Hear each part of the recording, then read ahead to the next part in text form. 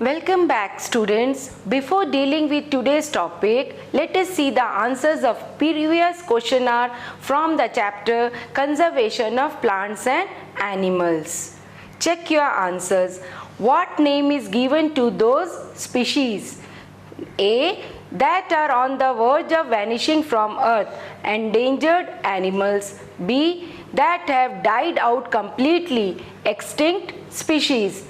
Name any 4 important endangered animals.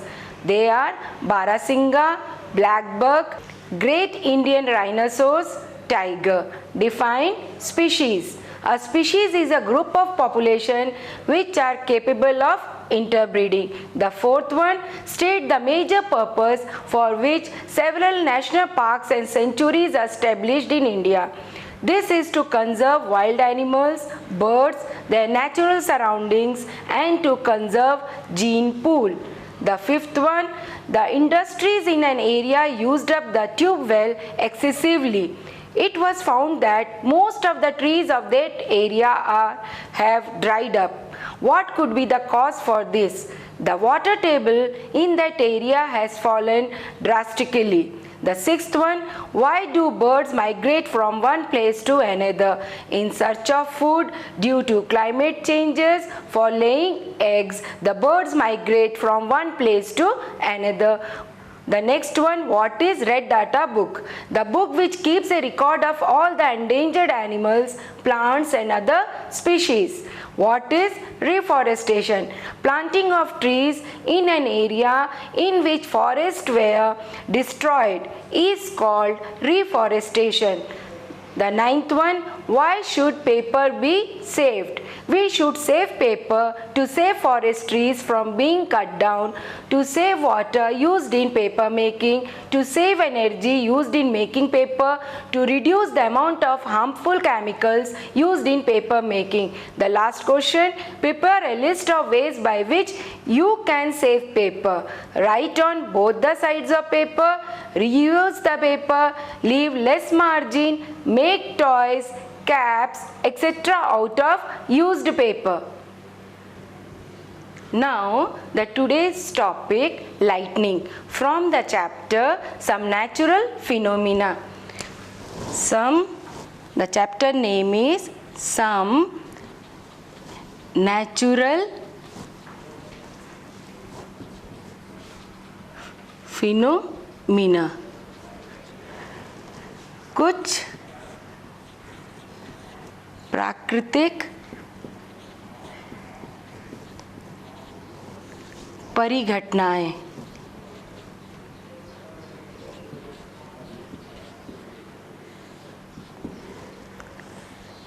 इस chapter के अंतर्गत हम आज लाइटनिंग के बारे में पढ़ेंगे।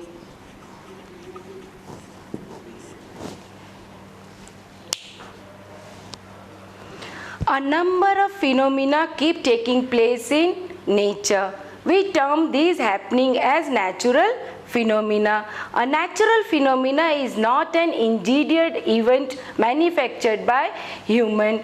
जो ये natural phenomena होते हैं ये अपने आप प्रकृति में घटते रहते हैं. Human beings जो है इनको manufacture नहीं करते हैं. While many of these occurrences are useful, favorable to human beings, some of them are harmful as well. There are different types of natural phenomena: weather, fog, tornadoes, erosion, tidal flows, then the thunderstorms, volcanic eruption, earthquake, etc. These phenomena are natural, but the disaster are produced by human action in his environment.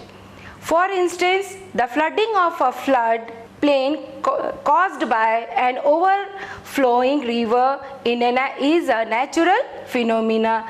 The presence of human settlement in the area create the possibility of a disaster. lightning and earthquake that occur in nature are called natural phenomena. जो lightning होता है, earthquake होते हैं, ये सभी जो है natural phenomena है. So today I am dealing with the topic lightning. Now what is lightning?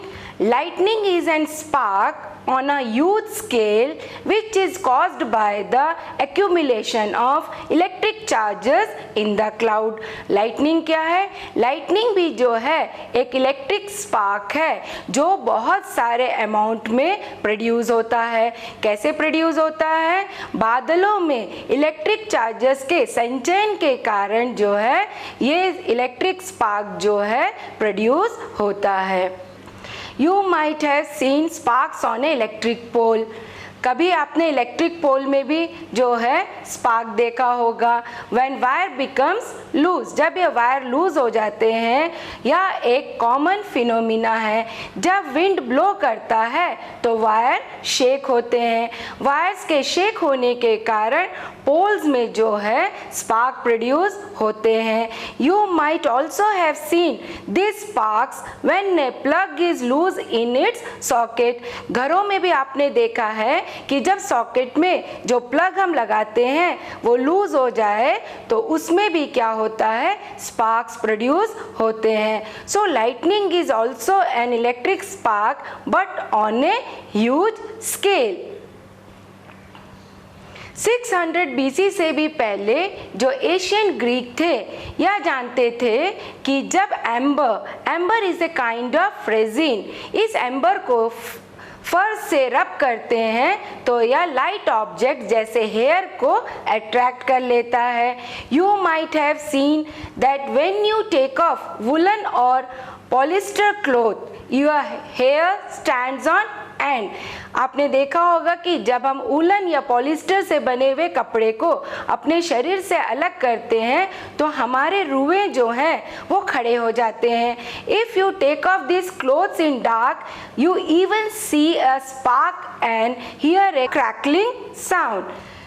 In year 1752 में अमेरिकन साइंटिस्ट बेंजामिन फ्रैंकलिन ने यह बताया कि लाइटनिंग और आपके कपड़ों में उत्पन्न स्पार्क एक ही फिनोमिना है. So now the next topic we can study about the charging by rubbing. कोई भी ऑब्जेक्ट चार्ज कैसे होता है अब हम एक वीडियो के द्वारा देखते हैं. Take a comb and rub on dry hair. इस कोम को पेपर के छोटे छोटे पीसेस के समीप ले जाने पर हम देखते हैं कि यह कोम पेपर के पीसेस को अट्रैक्ट कर लेता है. या क्यों होता है? प्लास्टिक के स्केल को भी ड्राई हेयर से रब करने पर वह भी पेपर के पीसेस को अट्रैक्ट कर लेता है. प्लास्टिक स्केल और कोम को ड्राई हेयर से रब करने पर उनमें चार्जेस आ जाते हैं और वे पेपर के पीसेस को अट्रैक्ट कर लेते हैं. So on rubbing with dry hair they acquires charges. These objects are called charged objects.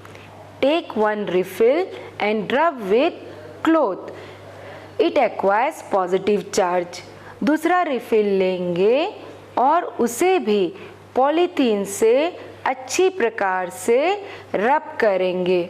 रब करने पर उसमें नेगेटिव चार्ज आ जाते हैं. दोनों रिफिल्स को एक दूसरे के पास लेकर आएंगे. दोनों रिफिल्स को पास लाने पर उनमें अट्रैक्शन होता है. सो opposite charges attract each other. Attraction between opposite charge. When the object rubs, electrical charges are generated. There are two types of charges, positive charge and negative charge. Now, how many types of charges are there? Video में आपने देखा होगा कि कितने तरह के charges होते हैं। There are two types of charges, negative charges and positive charges. What are positive charges? और पॉजिटिव चार्ज क्या है? The electric charges on a glass rod when it is rubbed with the silk cloth is considered positive. अब negative charge क्या है? The electric charge on an ebonite rod when rubbed with fur, wool और flannel is considered negative. Now the next topic is interaction of charges, कि जो ये विभिन्न प्रकार के चार्जेस है, ये पॉजिटिव चार्ज और नेगेटिव चार्ज आपस में कैसे इंटरैक्ट करते हैं, इसे भी हम एक वीडियो के द्वारा देखते हैं। Take two balloons, hang them in such a way that they do not touch each other. दोनों बैलून्स को एक एक कर वुलन क्लॉथ से अच्छी तरह से रब करेंगे। रब करने पर हम देखते हैं कि एक चार्ज बैलून दूसरे चार्ज बैलून को रिपेल करता है। Then take two refills, hang one refill with the help of thread. दोनों रिफिल्स को बारी बारी से पॉलीथीन से अच्छी तरह से रब करेंगे। फिर दोनों चार्ज रिफिल्स को एक दूसरे के समीप लेकर आएंगे। Be careful, do not touch the charge end with hand. What we observe? Refills repel each other. It means that a charged balloon repelled a charged balloon. A charged refill repels a charged refills. It means that the objects with same charge repels each other. Same charge वाले object एक दूसरे को repel करते हैं। अब balloon को woollen cloth से अच्छी तरह से रब करेंगे जिससे बैलून चार्ज हो जाए और चार्ज रिफिल को उसके समीप लेकर आते हैं। By this we observe that charge balloon attracted a charge refill. Why this happen? ऐसा क्यों होता है? Because the balloon and refill have opposite charges, so they attract each other. Opposite charges attract each other. It means that similar charges repel each other and opposite charges attract each other. आपने video में देखा है कि कैसे charges आपस में interact करते हैं। A positive charge repels another positive charge, but a positive charge attracts a negative charge. Similarly, a negative charge repels another negative charge, but a negative charge attracts a positive charge. Therefore, a like charges repel each other, whereas the unlike charges attract each other. Now, how the charge can be transferred, charge कैसे transfer होते हैं, इसे भी हम video के द्वारा देखते हैं।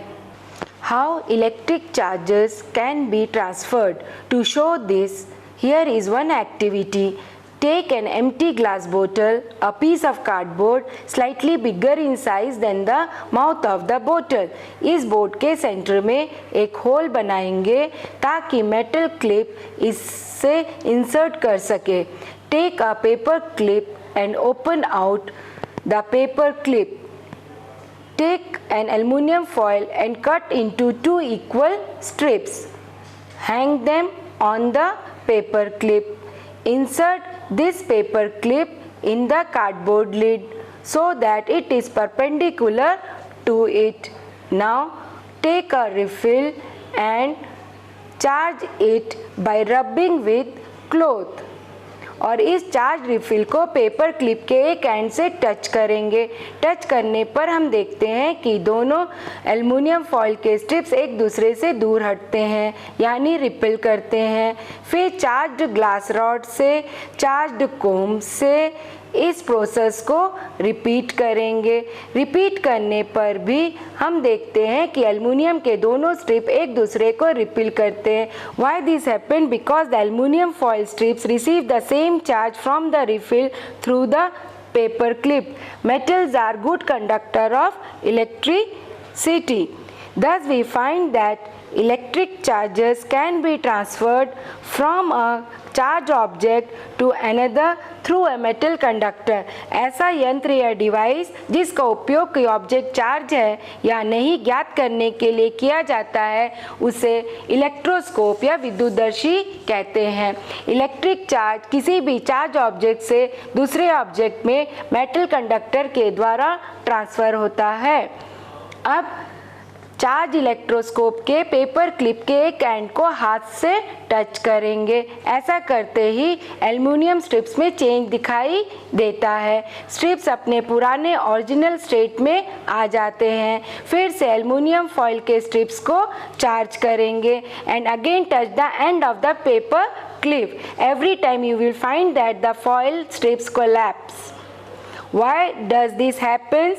इसका रीज़न यह है कि टच करने पर स्ट्रिप्स के चार्ज हमारे बॉडी से होकर अर्थ यानी ज़मीन में चले जाते हैं, क्योंकि हमारा बॉडी इलेक्ट्रिसिटी का कंडक्टर होता है। किसी चार्ज ऑब्जेक्ट से चार्ज को अर्थ में भेजने के प्रोसेस को अर्थिंग कहते हैं। Earthing is provided in buildings to protect us from electric shocks due to any leakage of electric current. आपने वीडियो में देखा कि ये जो चार्जेस है कैसे ट्रांसफ़र होते हैं। Electric charges can be transferred from a charge object to another charge uncharge object through a metal conductor.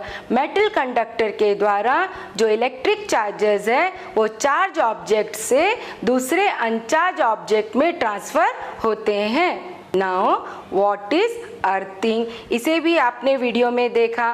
The process of transfer of charge from a charge object to the earth is called earthing. Earthing वह process है जिसमें charge object से charge जो है अर्थ में transfer होता है। इस प्रोसेस को हम अर्थिंग कहते हैं। यह एक इलेक्ट्रोस्कोप है। What is this electroscope? An electroscope is a device used to detect whether a body is charged or not. इस इलेक्ट्रोस्कोप के द्वारा हम पता कर सकते हैं कि किस बॉडी पर चार्ज है या किस बॉडी पर चार्ज नहीं है।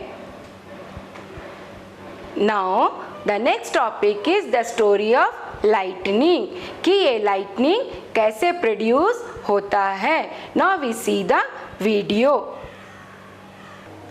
During rainy season, many times we see a flash of light in the clouds in the sky, which is followed by a loud sound called thunder. What is it? How this happens? The bright flash of light we see in the clouds is called lightning. Lightning is an electric spark on a huge scale. Thunderstorm के बनते समय air current ऊपर की ओर और water droplets नीचे की ओर जाती है। इस विग्रस मूवमेंट के कारण चार्जेस सेपरेट हो जाते हैं। A cloud is a visible mass of condensed water vapours floating in the atmosphere having above the ground. Clouds के ऊपरी किनारे के निकट पॉजिटिव चार्जेस एक्यूमुलेट यानी एकत्र होते हैं तथा नेगेटिव चार्जेस क्लाउड के निचले हिस्से पर एकत्रित हो जाते हैं। ग्राउंड के निकट भी पॉजिटिव चार्जेस का एक्यूमुलेशन होता है। जब एक्यूमुलेटेड चार्जेस का परिमाण अत्यधिक हो जाता है तो एयर जो नॉर्मली इलेक्ट्रिसिटी का पुअर कंडक्टर होता है चार्जेस के फ्लो को नहीं रोक पाता है। नेगेटिव और पॉजिटिव चार्जेस मिलते हैं और ब्राइट लाइट स्ट्रिक साउंड के साथ प्रोड्यूस होता है। इसे हम लाइटनिंग के रूप में देखते हैं और इस प्रोसेस को इलेक्ट्रिक डिस्चार्ज कहते हैं।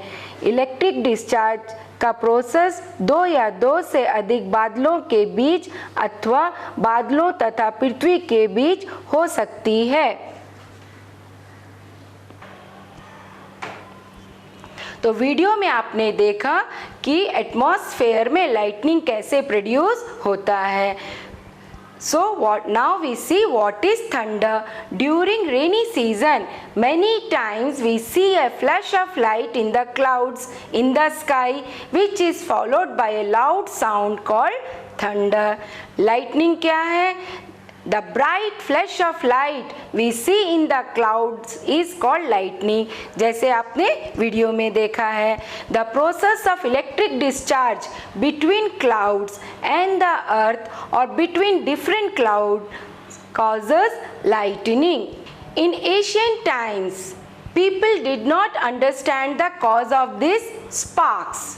इसलिए वे लाइटनिंग से डरते थे और सोचते थे कि उन पर भगवान के क्रोध के कारण यह हुआ है। Now of course we understand that lightning is caused by the accumulation of charges in the cloud. हमें लाइटनिंग से डरना नहीं चाहिए, परंतु इन स्पार्क से अपने बचाव के लिए प्रिकॉशन लेना चाहिए। अब हम इस लाइटनिंग से क्या प्रिकॉशन लेंगे, इसे हम वीडियो में देखते हैं। Lightning strike could destroy life and property. It is therefore necessary to take measures to protect ourselves. So now we see what are the measures to protect ourselves from lightning. Thunderstorm के समय कोई भी open place safe नहीं होता है। Thunder के सुनते ही किसी सुरक्षित स्थान जैसे हाउस या बिल्डिंग में पहुंच जाना चाहिए। यदि आप किसी कार अथवा बस द्वारा ट्रैवल कर रहे हैं तो कार की खिड़कियां व दरवाजे बंद कर लेना चाहिए। अगर आप फॉरेस्ट में हैं तो शॉर्टर ट्रीज के नीचे शेल्टर ले सकते हैं। If no shelter is available and you are in open field, stay far away from all the trees, electric pole and metal objects. जमीन पर ना लेटे बल्कि जमीन पर सिमट कर नीचे बैठे। अपने हाथों को घुटनों पर तथा सिर को हाथों के नीचे रखें। This position will make you the smallest target to be struck. During thunderstorm, lightning can strike telephone cords, electrical wire and metal pipes. So this should be avoided. Mobile phone हम यूज़ कर सकते हैं। Running water के contact से बचने के लिए thunderstorm के समय स्नान से बचना चाहिए। इलेक्ट्रिकल अप्लायंसेस जैसे कंप्यूटर, टीवी को अनप्लग कर देना चाहिए। But electrical lights can remain on. Now the next one is lightning conductor. What is lightning conductor? इसे lightning conductor कैसे कार्य करता है, इसे हम वीडियो के में देखेंगे। लाइटनिंग कंडक्टर एक डिवाइस है जिसका उपयोग बिल्डिंग्स को लाइटनिंग के इफेक्ट से प्रोटेक्ट करने के लिए यूज़ किया जाता है। लाइटनिंग कंडक्टर एक मेटेलिक रॉड होता है। A metallic rod taller than the building is installed in the walls of the building during its construction. Rod के एक एंड को एयर में खुला रखा जाता है और दूसरे एंड को ग्राउंड में काफ़ी गहराई तक दबा देते हैं। यह मेटल रॉड लाइटनिंग के समय इलेक्ट्रिक चार्ज को ग्राउंड तक पहुंचने के लिए एक इजी रूट प्रदान करता है। Lightning conductor. It is a device used to protect building from the effect of lightning. जैसे आपने वीडियो में देखा कि लाइटनिंग कंडक्टर जो है लाइटनिंग से हमारे बिल्डिंग को जो है प्रोटेक्ट करता है। और ये होता क्या है, यह वास्तव में एक मेटेलिक रॉड होता है। Now let us recapitulate the today's topic. The first one is lightning. Lightning is an electric spark on a huge scale which is caused by the accumulation of electric charges in the clouds. charging by rubbing. The static electricity can be produced by rubbing. The simplest method to recharge or charge an object is rubbing. To rub with another suitable object such as silk cloth, woolen cloth, hair, paper or polythene, etc. When an object is rubbed with another object, then there is friction between them. This friction charges the object. Types of charges. There are two types of charges: negative charges, positive charges. The electric charges on a glass rod when it is rubbed with the silk cloth is considered positive. The electric charge on an ebonite rod when rubbed with fur, wool or flannel is considered negative. How the charges interact with each other. A positive charge repels another positive charge, but a positive charge attracts a negative charge. Similarly, a negative charge repels another negative charge, but a negative charge attracts a positive charge. Therefore, like charges repel each other, unlike charges attract each other. Now, how the charges transfer? Electric charge can be transferred from a charged object to another uncharged object through a metal conductor. Earthing. The process of transfer of charge from a charged object to the earth is called earthing. Electroscope. An electroscope is a device used to detect whether a body is charged or not. Lightning conductor. Lightning conductor is a device used to protect building from the effect of lightning. It is a metallic rod. Now, the questionnaire. This questionnaire is based on the today's topic. What is lightning? The second question, what happens when two balloons rubbed with woolen cloth are brought together? Third one, a negatively charged object attracts another charged object placed near it. What is the nature of charge on the another object? What is electroscope? Fifth one, when an object is touched with the metal top of an electroscope, its aluminum leaves diverge. What conclusion do you get from this observation? The sixth one, how the like charge and unlike charges behave with each other. The seventh one, how the static electricity is produced. Number 8, suggest 3 measures to protect ourselves from lightning. The ninth one, what is the device that will protect the building from lightning? The 10th one, explain why a charged body loses its charge if we touch it with our hand. Hope you understood today's session. In next session, we will be dealing with the topic earthquake. Stay home, stay safe, stay healthy.